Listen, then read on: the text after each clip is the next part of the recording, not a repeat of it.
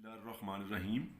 Dear students, आज हम पढ़ेंगे बायोलॉजी 9 क्लास की चैप्टर नंबर 2 लेसन नंबर 1 और आज का हमारा टॉपिक है बायोलॉजिकल मेथड। बायोलॉजिकल मेथड क्या होता है? बायोलॉजिकल का मतलब है ज़िंदा चीज़ों के मतलब, और एक ऐसा साइंसी तरीक़ाकार है जो ज़िंदा चीज़ों के मतलब जितने भी मसाइल या उनके मतलब क्वेश्चंस होते हैं उनको हल करने के लिए इस्तेमाल किया जाता है। इसे scientific way to solve biological problem भी कहते हैं। इस तरीक़ाकार में 7 स्टेप्स जो हैं वो फॉलो किए जाते हैं। उनमें से पहले मैं नाम बताता हूँ। नंबर 1 है recognition of the biological problem. Number 2 observations.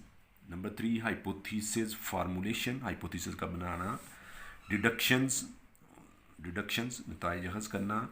Experimentation तजर्बात लगाना। समराइजेशन ऑफ द रिज़ल्ट्स, जो एक्सपेरिमेंट के रिज़ल्ट्स होते हैं उनको मुख्तसरन बयान करना। रिपोर्टिंग ऑफ द रिज़ल्ट्स, और ये जो रिज़ल्ट्स होते हैं इनको आगे रिपोर्ट करना। ले शुरू करते हैं। सबसे पहले है बायोलॉजिकल प्रॉब्लम क्या होता है।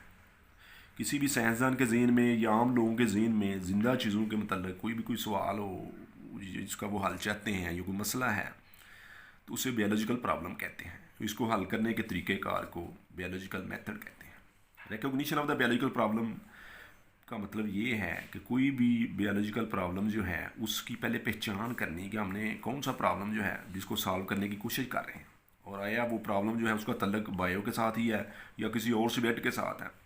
तो लिविंग थिंग्स के मतलब अगर होगा तो वो ज़ाहिर बात है बायोलॉजिकल प्रॉब्लम है। और जिस प्रॉब्लम को हम आइडेंटिफाई कर लेते हैं कि इसके मतलब ही हमने तहकीक करनी है या एक्सपेरिमेंटेशन करनी है, उसे कहते हैं recognition of the biological problem. दूसरा स्टेप इसका होता है ऑब्जर्वेशंस। जो मुशाहदात हम करते हैं, अल्लाह ताला ने इंसान को जो सेंसेस दिए हैं, विजन का सेंस है, स्मेल का है, टच का है, टेस्ट का है, हीयर का स्मेल है, इन सारी चीज़ों से जो ऑब्जर्वेशंस हम इकट्ठी करते हैं उनको मुशाहदात कहते हैं। इंसान जो कुछ देखता है, मिसाल के तौर पर आजकल जो है वो एक इशू चला हुआ है कोरोना के बीमारी का, तो हमने एक प्रॉब्लम आइडेंटिफाई कर लिया है कि इंसानों के ऊपर जो ये बीमारी आ रही है, तो रिकॉग्नाइज़ कर लिया कि इस प्रॉब्लम के बारे में हमने तहकीक करनी है, इसको हल करना है। तो उसके स्टेप्स क्या होंगे कि पहले हमारी जो ऑब्जर्वेशंस हैं वो नोट करेंगे कि मरीज़ जो है उसको खांसी होती है, बुखार हो जाता है जी, उसके फेफड़े मुतासर हो जाते हैं, निमोनिया हो जाता है बाद में, और फिर हम और जो ऑब्जर्वेशंस हैं हमारी उसके मतलब वो सारी इकट्ठी करते हैं। ऑब्जर्वेशन जो होती हैं ये 2 किस्म की होती हैं, क्वांटिटेटिव एंड क्वालिटेटिव। क्वालिटेटिव का मतलब ये है कि जैसे मैं बता रहा हूँ कि मरीज़ का बुखार हो जाता है, अब ये मैं बता दूँ कि कितना होता है तो ये क्वांटिटेटिव होगा। क्वांटिटेटिव जो है ये नंबर्स में बताया जाता है। मसलन वाटर जो है वो 100 डिग्री सेंटीग्रेड पर बॉयल करता है और मैं वैसे कह दूँ हॉट वाटर, तो ये क्वालिटेटिव होगा, और ये नंबर्स में जो एग्जैक्ट बताया गया है ये क्वान्टिटेटिव होगा। तो इसी तरह जो कोरोना का मरीज़ होगा तो उसके बारे में मैं बताऊंगा कि उसका फीवर जो है वो 104 डिग्री सेंटीग्रेड तक हो जाता है, तो ये क्वांटिटेटिव ऑब्जर्वेशन होगी। और अगर मैं वैसे ही बता रहा हूँ उसे खांसी आ रही है, उसको फीवर हो जाता है, तो ये क्वालिटेटिव होगा। अब आते हैं तीसरे स्टेप की तरफ, हाइपोथेसिस फार्मूलेशन। हाइपोथेसिस एक मफरूज़े को कहते हैं जो हम एक अपनी ऑब्जर्वेशन की बिना पर जिस मसले को हल करना है उसका एक क्वेश्चन बनाते हैं। हाइपोथेसिस होता क्या है? ये एक टेंटेटिव एक्सप्लेनेशन है। टेंटेटिव का मतलब होता है ऐसी चीज़ जिसके बारे में हमें श्योर नहीं है, नॉट श्योर, कि यकीनी तौर पर नहीं हम कह सकते, आर्जी तौर पर ये होती है, आजमाइशी है। टेंटेटिव एक्सप्लेनेशन, वक्ती तौर पर जो आपने उसके बारे में जो ऑब्जर्वेशन थी उनकी वजाहत की है, उसे टेंटेटिव एक्सप्लेनेशन कहते हैं। अब कोरोना के बारे में जो हमें पता चला, हम हाइपोथेसिस बताएं। अब हमने हमारी ऑब्जर्वेशन सी कि इसको जब मरीज़ को फीवर हो जाता है, इसको बैक्टीरिया को किल करने वाली एंटीबायोटिक्स दी जाती हैं, लेकिन वो मरीज़ ठीक नहीं होता, और ऐसी दवाइयाँ दी जाती हैं जिससे वो मरीज़ ठीक नहीं होता। तो हमने एक हाइपोथेसिस मफरूज़ा बनाया कि कोरोना जो है इसकी वजह कोई वायरस हो सकता है, क्योंकि वायरस के ऊपर आम दवाइयाँ जो है वो असर नहीं करती। तो अब हमने इसको साबित करना है, चेक करना है कि वाकई जो है ये जो हाइपोथेसिस मफरूज़ा हमने बनाया है, अभी तक ये मफरूज़ा ही है जब तक ये साबित ना हो जाएगा। तो हाइपोथेसिस के बारे में कुछ पॉइंट्स बताए गए हैं बुक में कि हाइपोथेसिस जो है ये एक जनरल स्टेटमेंट होती है, आम जनरल होती है, ये नहीं है कोई जो है ख़ास स्टेटमेंट नहीं होती है, एक जनरलाइज स्टेटमेंट होती है जो सब फिट आती है। टेंटेटिव आइडिया होता है, ये एक वक्ती जो ऑब्जर्वेशन के हिसाब से एक्सप्लेनेशन होती है उसका आइडिया होता है। एग्री विद अवेलेबल ऑब्जर्वेशन, जो हमें मुशाहदात हमारे पास होते हैं उनके साथ ये मैच कर रही होती है। और ये बिल्कुल सिंपल होता है और टेस्टेबल होता है, इसके ऊपर टेस्ट लगाए जा सकते हैं। ऐसा हाइपोथेसिस बनाना है जिसको हम टेस्ट भी कर सकें। एंड पोटेंशियली फाल्सीफाइएबल, पोटेंशियली फाल्सीफाइएबल का मतलब होता है कि उसके अंदर ये सलाहियत पाई जाती है कि उसको हम गलत भी साबित कर सकते हैं, यानी वो सही भी साबित हो सकता है, गलत भी साबित हो सकता है। तो ये हाइपोथेसिस के करेक्टरिस्टिक्स हैं। करेक्टरिस्टिक्स यानी कि उसकी खसूसियात ये होनी चाहिए, कोई ऐसा ना हो, कोई ऐसी चीज़ वो आप कर लें जिसको बंदा टेस्ट भी नहीं कर सकता एब्स्ट्रैक्ट नाउन में या किसी ऐसी चीज़ में कि वो हम उसको मैयर नहीं कर सकते। तो इस तरह का हाइपोथेसिस नहीं बनाना। कोरोना के केस में हमने हाइपोथेसिस बनाया कि वायरस जो है इसकी वजह है, काज ऑफ कोरोना। अब ये जो हाइपोथेसिस हमने बनाया वो होता है, मफरूज़ा बनाया है, इसको टेस्ट करने के लिए आगे होती हैं डिडक्शंस। डिडक्शंस का मतलब है कि उस हाइपोथेसिस से आगे क्वेश्चन राइज करने होते हैं इफ़ एंड लॉजिक की तरीके से। Logical consequences of the hypothesis, logical यानी अकली जो नताइज हम उसमें मंतकी दलाइल निकालते हैं, सवाल अखज़ होते हैं, उसे डिडक्शंस कहते हैं। मसलन अगर मैं ये कहूँ कि हाइपोथेसिस ये था कि कोरोना जो है ये वायरस की वजह से, इसकी वजह वायरस है, तो अब सवाल पैदा होगा कि अगर कोरोना जो है ये वायरस की वजह से है तो हर मरीज़ के अंदर वो वायरस होना चाहिए और तंदुरुस्त आदमी के अंदर नहीं होना चाहिए। ये डिडक्शन है, उससे आगे सवाल जनरेट हुआ। अब इस डिडक्शन में जो सवाल राइज हुआ है इसको टेस्ट करने के लिए हमें एक्सपेरिमेंट करना पड़ेगा। एक्सपेरिमेंट जो है उससे साबित होता है कि जो चीज़ हम सोच रहे हैं वो सही है या कि गलत है।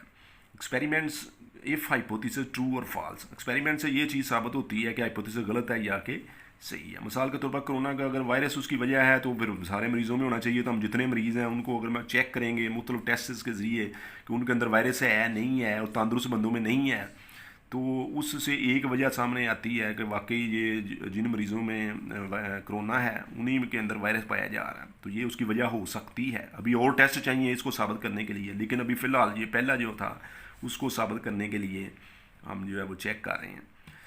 तीसरा छठा पॉइंट होता है समराइजेशन ऑफ द रिजल्ट्स।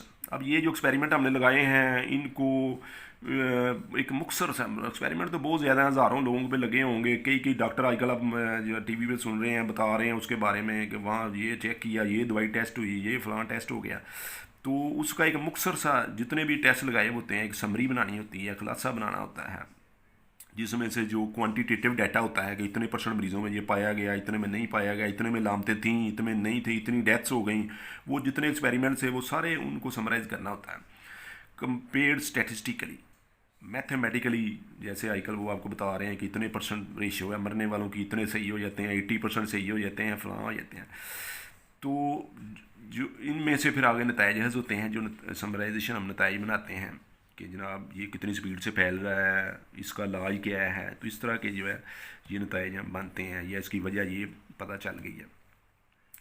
अब वो जो रिज़ल्ट्स बनते हैं उनको फिर आगे रिपोर्ट करना होता है। रिपोर्ट कहाँ पे करना होता है? Scientific journals, books. ये जर्नल्स ऐसी किताबें होती हैं जिनमें साइंटिफिक वर्क का रिकॉर्ड रखा जाता है, इंटरनेशनली भी और नेशनली भी। उनको बताया, जैसे अब ये WHO वर्ल्ड हेल्थ ऑर्गेनाइजेशन है उसको बताते हैं, FDA है अमेरिकन जो है पेटेंट को रजिस्टर करती है कंपनी, उसको बताते हैं। पूरी दुनिया का डाटा वहाँ जमा हो रहा है ताकि पता चलता है इसके ऊपर क्या क्या काम हो रहे हैं, क्या उसके रिजल्ट नहीं कर रहे हैं। नेशनल इंटरनेशनल मीटिंग्स में बताया जाता है, सेमिनार्स होते हैं कॉलेजेस यूनिवर्सिटीज़ में, वहाँ बताया जाता है, टीवी के ऊपर टॉक शोज़ में है, फिर इनको छापा जाता है, बताया जाता है दुनिया को ताकि दूसरे लोग भी इस इल्म से फ़ायदा हासिल कर सकें।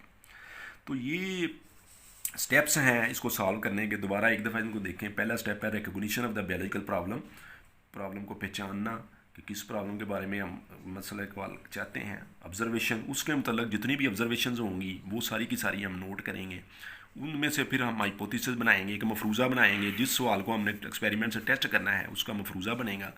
उस मफरूज़े से फिर आगे सवाल बनेंगे। उन सवालात के उनको डिडक्शंस कहते हैं। उन डिडक्शंस के मुताबिक एक्सपेरिमेंट में उसको टेस्ट किया जाता है। उन एक्सपेरिमेंट की समरी बनाई जाती है रिज़ल्ट की, और वो रिज़ल्ट जो हैं वो आगे पूरी दुनिया को वो पब्लिश किए जाते हैं, बताए जाते हैं। ये था साइंटिफिक मेथड या biological method to solve the biological problem. एक और टॉपिक आपकी बुक में जो दिया गया है control group and experimental group, उसके बारे में मैं आपको मुख्तसर सा ये बताता हूँ कि फ़र्ज़ किया ये एक पौधा है, इसमें से हम ये टेस्ट करना चाहते हैं कि ये फोटोसिंथेसिस के लिए कार्बन डाइऑक्साइड जो है ये ज़रूरी है CO2। तो मैंने एक ग्रुप बनाया, इसका नाम रखा कंट्रोल ग्रुप, एक दूसरा ग्रुप बनाया एक्सपेरिमेंटल। अब जिस चीज़ को मैंने टेस्ट करना है वो सारी की सारी चीज़ें, जब मैं इसको पानी भी दे रहा हूँ, सनलाइट दे रहा हूँ, फर्टिलाइज़र दे रहा हूँ, CO2 दे रहा हूँ, CO2 का चेक करना है कि फोटोसिंथेसिस होती है कि नहीं होती। एक्सपेरिमेंटल ग्रुप में मैं क्या करूँगा कि CO2 को चूँकि चेक करना था, इसको मैं CO2 की सप्लाई नहीं दूंगा, बाकी वाटर, सनलाइट, फर्टिलाइज़र, बाकी चीज़ें उसी तरह सप्लाई करूँगा। ये एक चीज़ जिसको टेस्ट करना था वो नहीं दी गई। तो इसके ऊपर चूंकि हम एक्सपेरिमेंट लगा रहे हैं, इसे एक्सपेरिमेंटल ग्रुप कहते हैं। और ये जो है इसको देने का मकसद ये है कि अगर इसमें फोटोसिंथेसिस हो रही है, इसमें नहीं हो रही, तो बाकी चीज़ें तो सेम थी, सिर्फ CO2 का फ़र्क था, कार्बन डाइऑक्साइड का। अगर इसमें नहीं हो रही, ये मैंने क्रॉस लगाया, इसमें नहीं होगी, इसमें होगी, तो इसका मतलब है कि वो CO2 की वजह से ही जो है वो हो रही थी। तो ऐसा ग्रुप जिसको तमाम के तमाम वेरिएबल जो हैं वो दिए जाते हैं, उसे कंट्रोल ग्रुप कहते हैं। और ऐसा ग्रुप जिसमें जिस चीज़ वेरिएबल को टेस्ट करना हो वो नहीं दिया जाता, इसको हम कहते हैं एक्सपेरिमेंटल ग्रुप। अब नेक्स्ट स्लाइड पे आपको मैं बुक के पेज जो हैं उनकी कॉपी जो है वो दूंगा, उसके ऊपर निशान लगे हुए हैं, कौन सा सवाल कितना याद करना है वो निशान आपने लगा लेने हैं। ये आज का टॉपिक ख़त्म हो गया।